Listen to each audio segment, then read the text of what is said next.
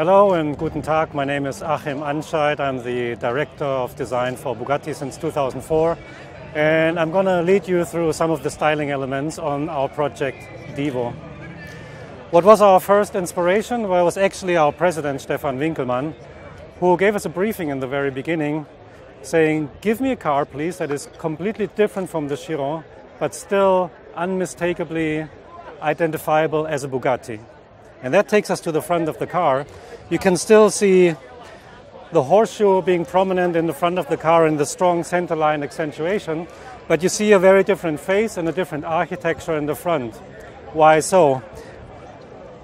Everything around the fuselage that you can see in this area is tailored towards the brake performance of the car. All the air intakes for the brake performance are here, but there are also air intakes for the brake performance here via an S-duct leading down to the brake cooling.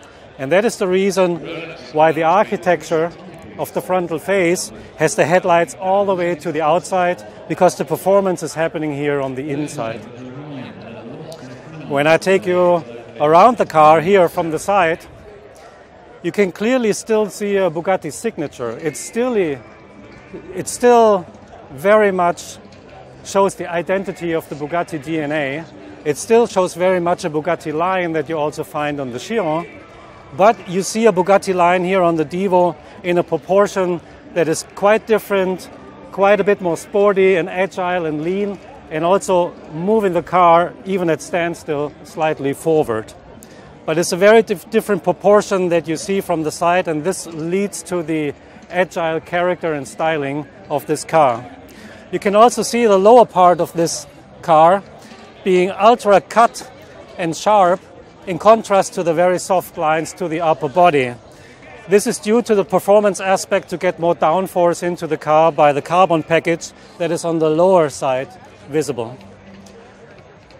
Onto the roof you see a NACA duct element that draws much more air into the engine compartment and flushes out hot air from the engine and leads clean air also onto our fixed rear wing development, which is still able to fulfill the air brake function. And finally, when we come towards the rear of the car, you can see a complete different interpretation of the Chiron rear end, but you still also see something that we call form-following performance, and that's those taillights here. So as a designer, I always love it when form is following performance, and if the design solution and the technical solution really starts to work as a win-win situation between the design department and the Department of Technical Development.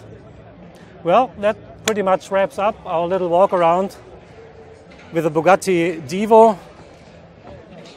40 clients, each car 5 million, and they were all sold within 4 weeks. I think this is a clear sign and indication for the strength of the Bugatti brand and for the passion that our most trusted customers have for our products.